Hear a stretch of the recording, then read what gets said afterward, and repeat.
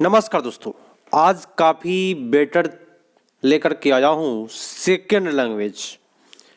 Second language में आप लोगों का काफ़ी इंतज़ार रहता है, मेरे वीडियो का काफ़ी लोगों को इंतज़ार रहता है कि सर संस्कृत पेडागोजी को भूल गए क्या। तो आज इस वीडियो में मैं सेकेंड लैंग्वेज का संस्कृत पेडा लेकर के आया हूँ और मैं काफ़ी बेटर तरीका से ट्रिक के माध्यम से लगभग आपको मैं 30 प्रश्न कराऊंगा। दोस्तों एक बात मैं आपको बताना चाहता हूँ कि काफ़ी लोगों का कमेंट आता है कि सर नया जो सीबीटी ऑनलाइन एग्ज़ाम हुआ था उसका संस्कृत पेपर कराइए, तो उसका क्वेश्चन मेरे पास अभी तक उपलब्ध ही नहीं हो पाया इस साल।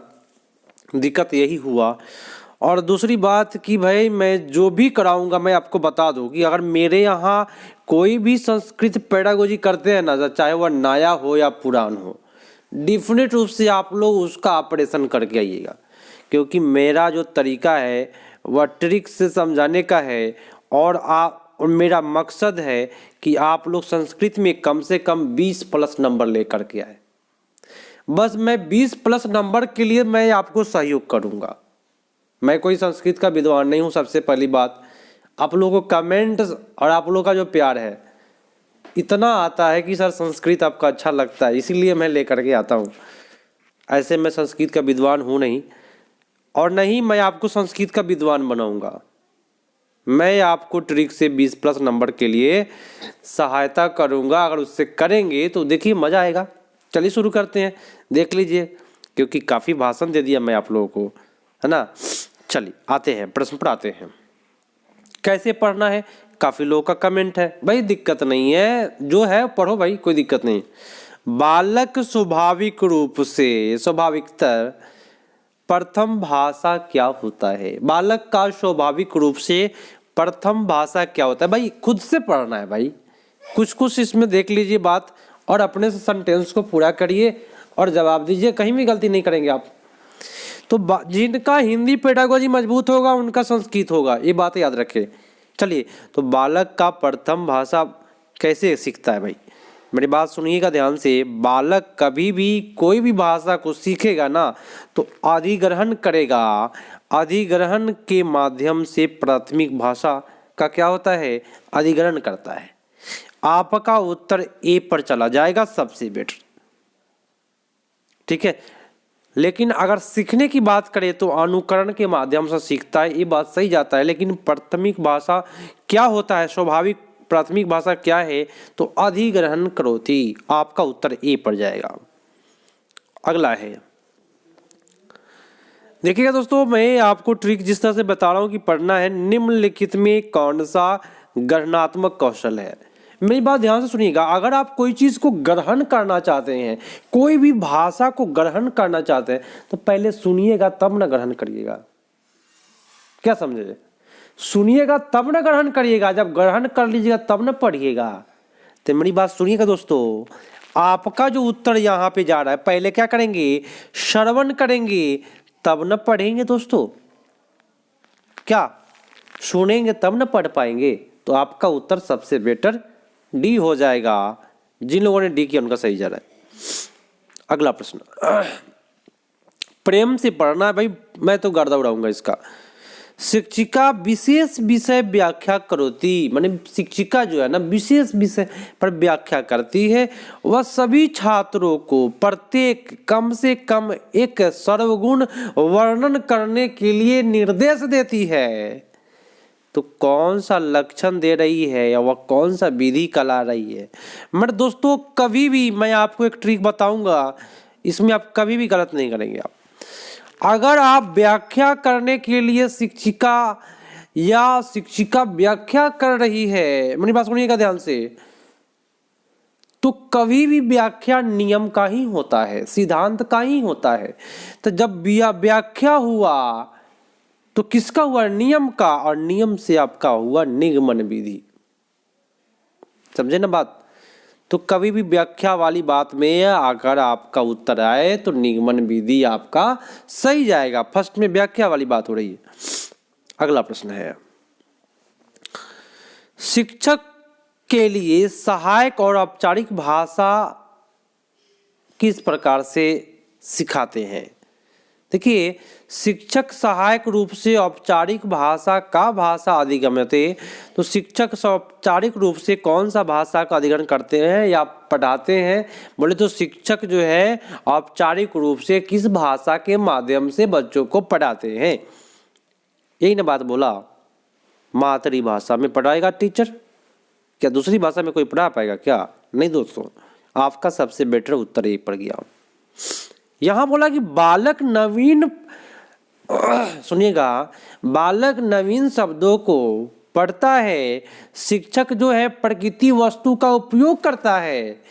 देखिए, बच्चा जो है नया शब्द से पढ़ता है और शिक्षक क्या है, प्रकृति वस्तु का उपयोग करता है। तो उत्तर क्या जाएगा?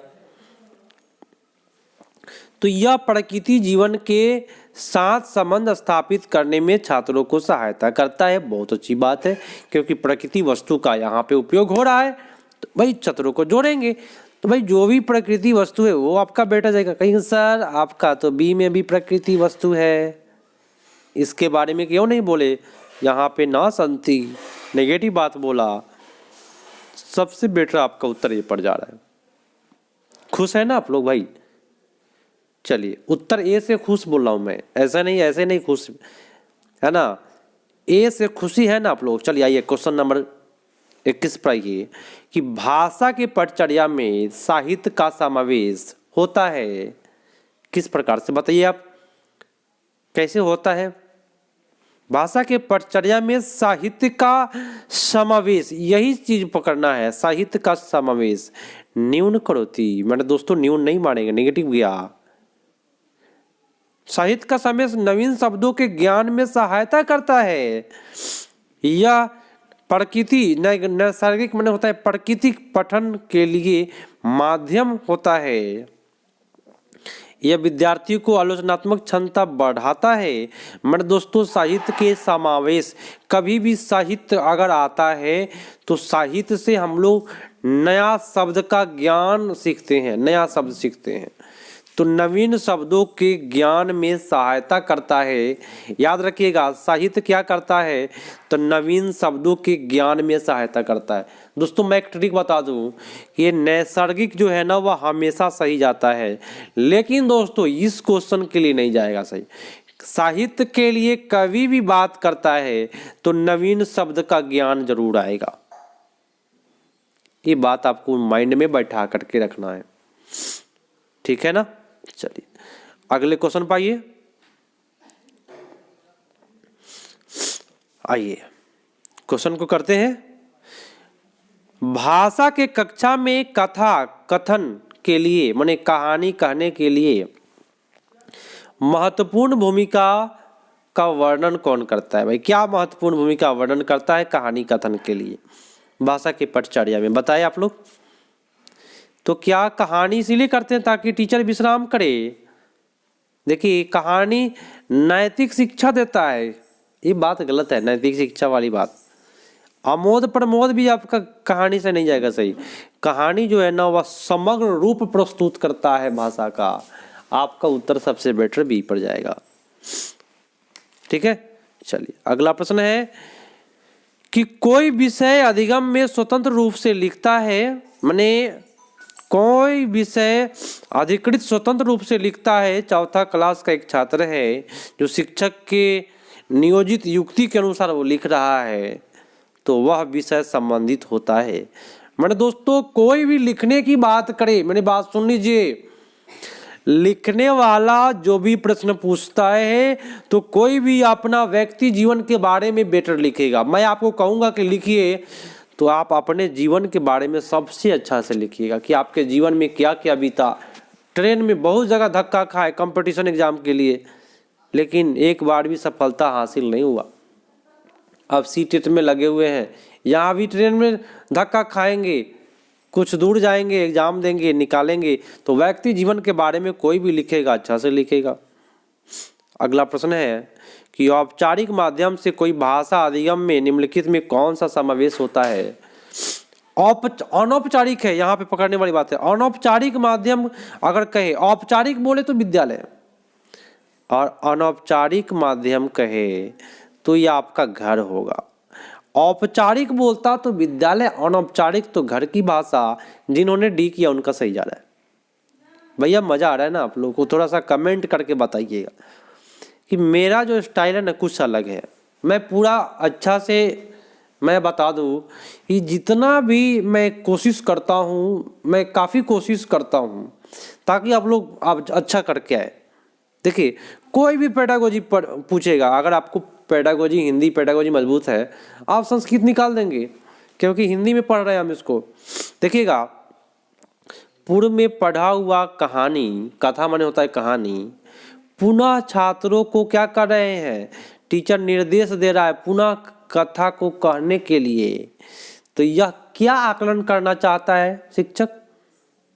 मेरे दोस्तों, अगर कोई कहानी आप सुने हैं और आपको टीचर बोला कि कहो कहानियां जो सुना है, तो टीचर उच्चारण चेक नहीं कर रहा है, आपका वर्तनी चेक नहीं कर रहा है, आपका स्मृति शक्ति चेक नहीं हो रहा है, आपका अवबोधन मतलब आप कितना ग्रहण कर पाए हैं वह चेक कर रहा है टीचर आपसे।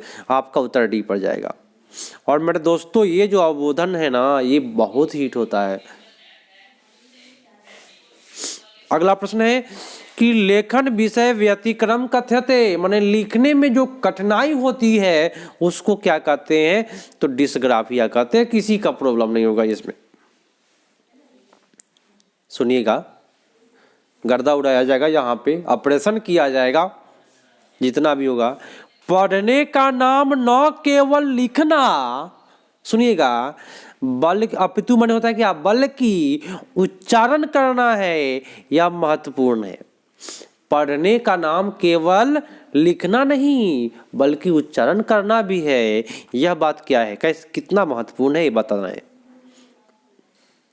अभी अभी मैंने आपको एक वर्ड बोला था, ए वाला वर्ड, लेकिन उससे भी ज्यादा हिट वर्ड है अर्थ वाला वर्ड। अगर आप संस्कृत पेडागोजी जा रहे हैं देने, अगर आपको अर्थ वाले वर्ड आता है, आप करके आइएगा दोस्तों, दिक्कत नहीं होगी। ठीक है, चलिए आइए प्रश्न पढ़ाइए। अगला प्रश्न है, प्राथमिक कक्षा में छात्रों को मातृभाषा में पठन के लिए जो संस्तुति किया गया है वह क्या है? देखिए, मातृभाषा में क्यों पढ़ाया जाता है ये बात बताएं। सबसे पहले ये बात अगर पकड़ लेंगे तो हो जाएगा। देखिए, मातृभाषा में अगर पढ़ेंगे तो नौ लगा दिया तो नेगेटिव वाला प्रश्न को तो छुएगा नहीं है।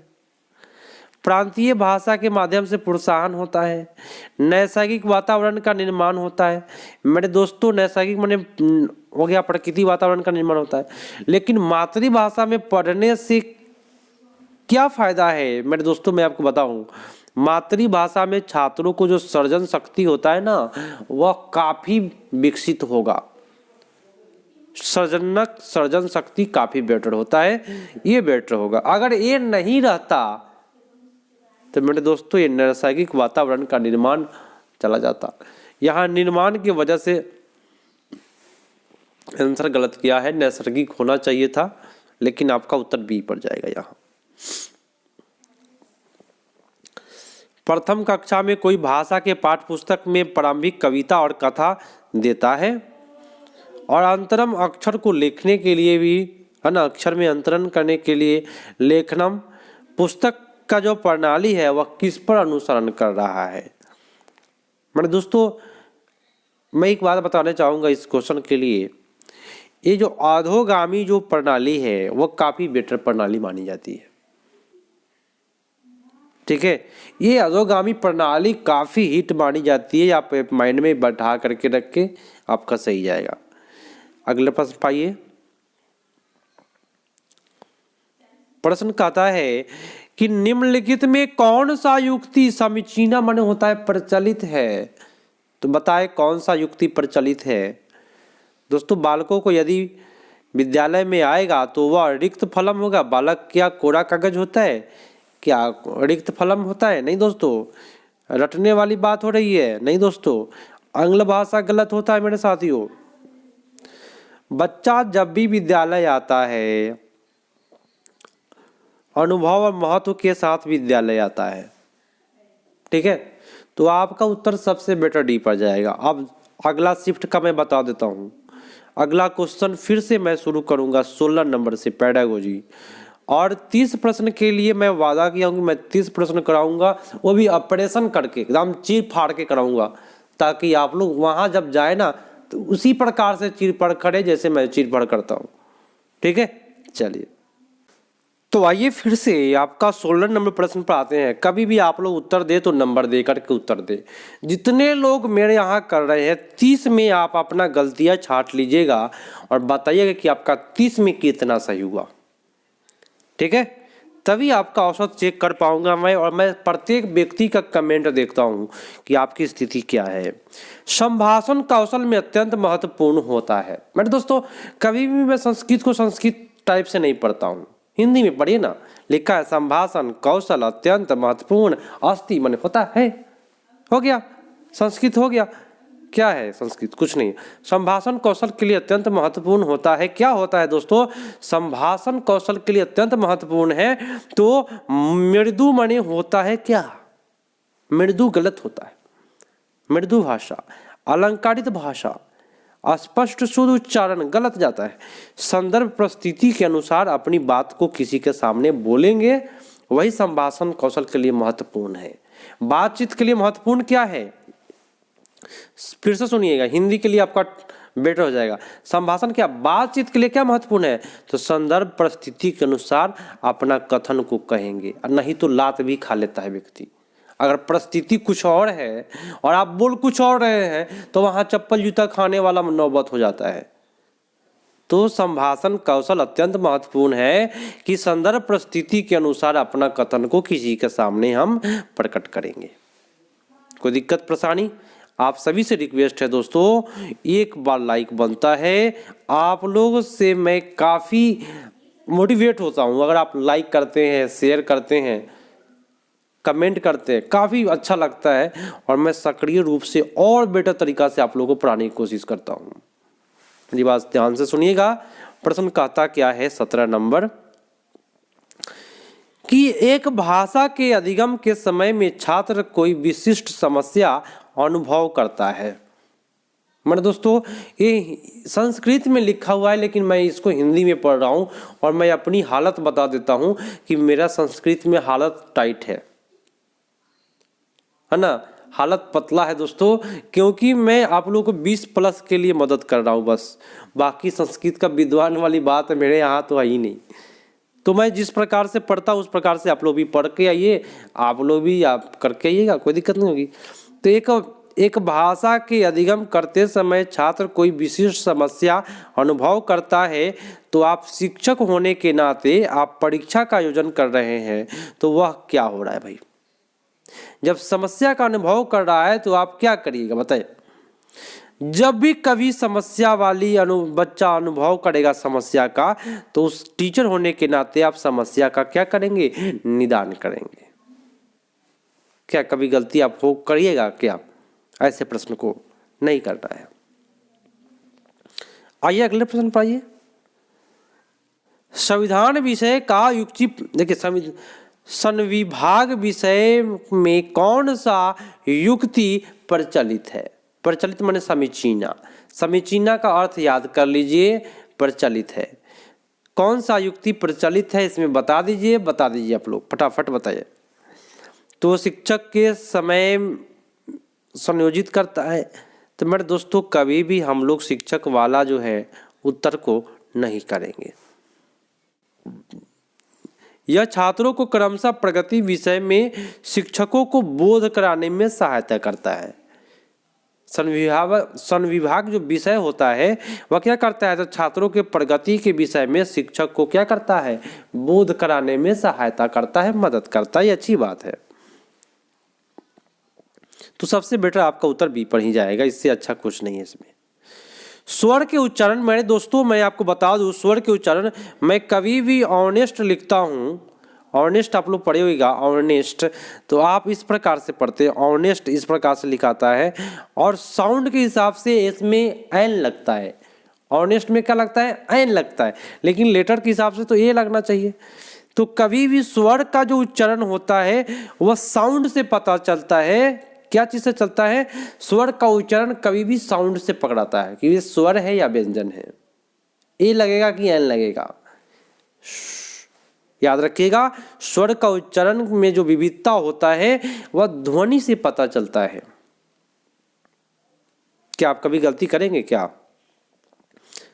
मेरा तो उम्मीद है कि मैं उम्मीद करता हूं कि आप लोग इस प्रकार से गलतियां कभी नहीं करेंगे। प्रश्न आएगा तो वाणी घर में अधिक न बोलती है, न वदती माने न बोलती है, किंतु विद्यालय में बहुत वार्तालाप करती है, बहुत बोलती है। भाई क्यों बोलती है? घर में जो लड़की नहीं बोल रही है वो विद्यालय में अधिक क्यों बोल रही है? सोचिए आप जरा, टीचर उसको समय दे रहा है बोलने के लिए, तब ना, अवसर दे रहा है तब ना टीचर। तो मेरे दोस्तों, आपका यहाँ होगा कि विद्यालय में उसके विचार को स्वीकृति मिल रहा है, उसके विचार को सुना जाता है, यही कारण है कि उसको बोला जा रहा है। न लगा दिया, ठीक है, नेवर रोचते, बहु वार्तालाप अवसर लभते। नहीं दोस्तों, देखिए कभी भी कोई व्यक्ति बोल रहा है ना तो उसके विचार को स्वीकृति दिया जाएगा ना, उसके विचार को सुना जाएगा, तब ना भाई विद्यालय उसको बोलने देगा।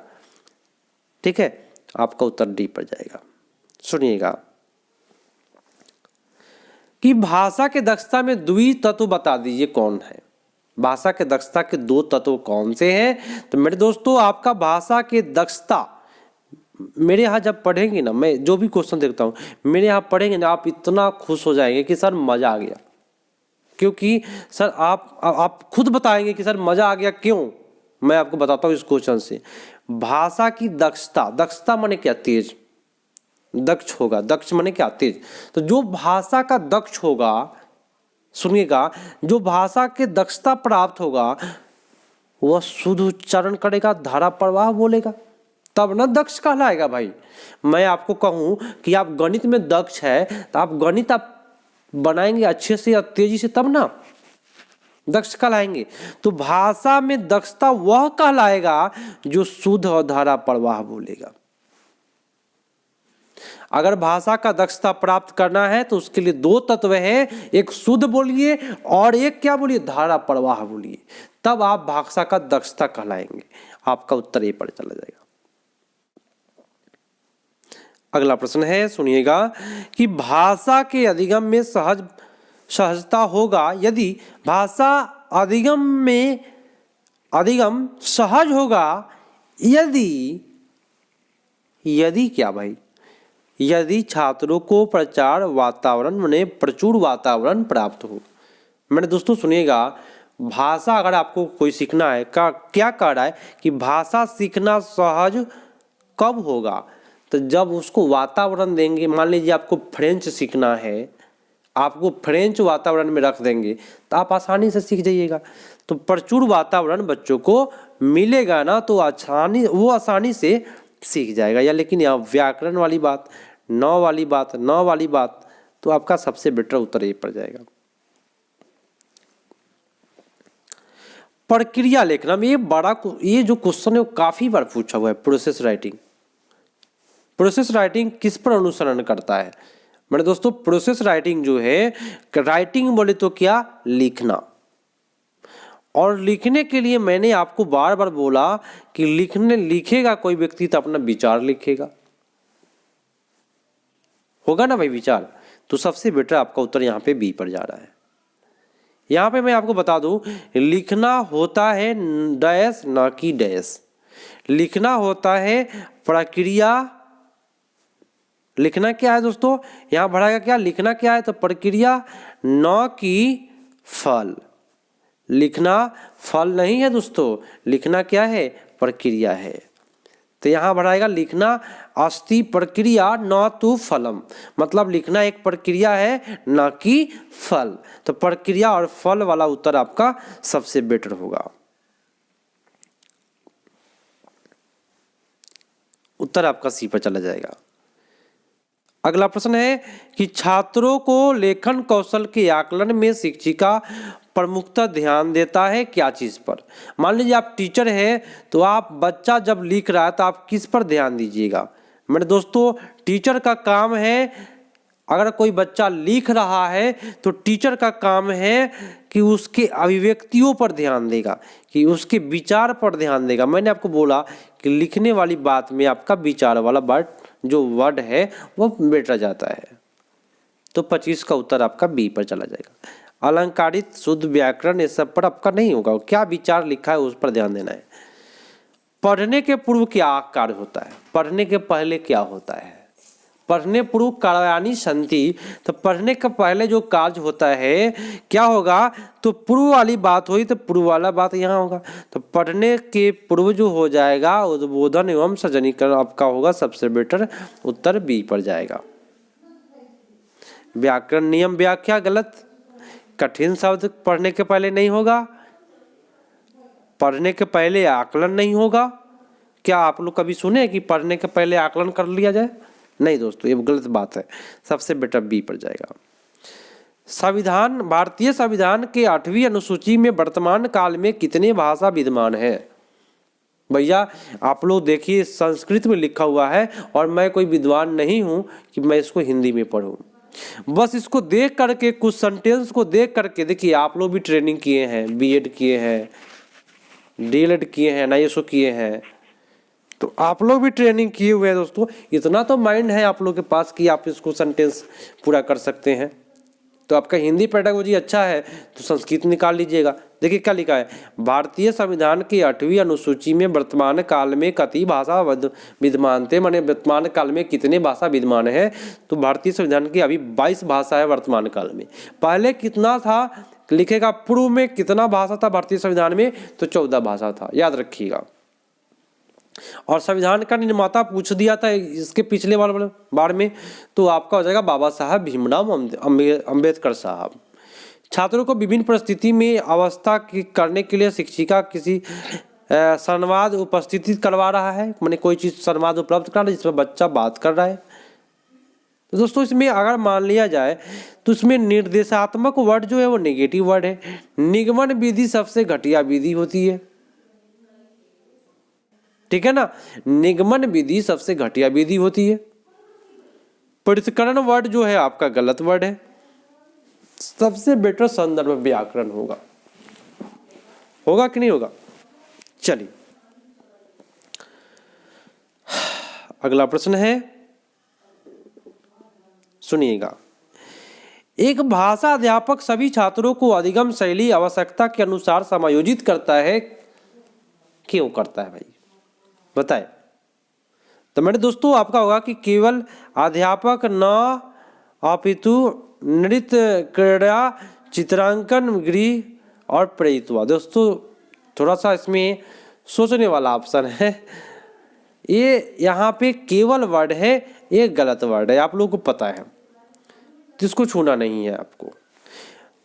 यहाँ पे अनुवाद वाली बात है और पुनरावृत्ति वाली बात है जो गलत होगा। प्रतिदिन छात्रों का आकलन करना ये कठिन है, होता है, लेकिन मेरे दोस्तों सबसे बेटर है कि विभिन्न शिक्षार्थियों को पद्धति का प्रयोग करेंगे और विभिन्न छात्रों को आवश्यकता के अनुसार आकलन का उपाय करेंगे। विभिन्न वाले वर्ड पर आप जोड़ दीजिएगा, थोड़ा सा आप सही जाइएगा रास्ते पर।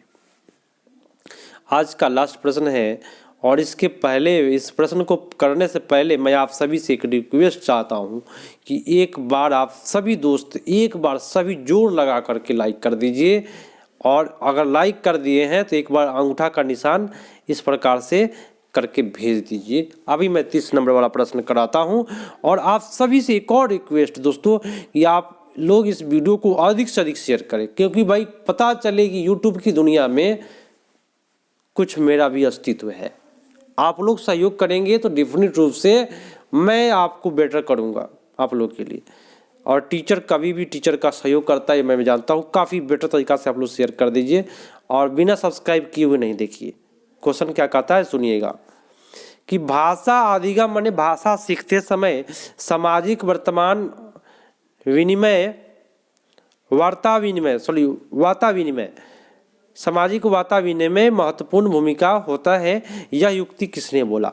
मैंने दोस्तों कभी भी समाज का महत्वपूर्ण भूमिका बता रहा है कि भाषा अधिगम में समाज का जो है ना महत्वपूर्ण भूमिका होता है, और समाज के जो चर्चा किया है वाइगोस्की भैया किए हैं। तो क्यों नहीं मारेंगे वाइगोस्की को, मारिए वाइगोस्की को गोली। मैंने गोली नहीं मारना है ना। आपका उत्तर ए हो जाएगा। तो मेरे दोस्तों आप लोगों से रिक्वेस्ट है फिर से कि लाइक शेयर करके जाइएगा, नहीं सब्सक्राइब किए हैं कर लीजिए। मिलते हैं अगले पार्ट में, तब तक के लिए धन्यवाद। जय हिंद।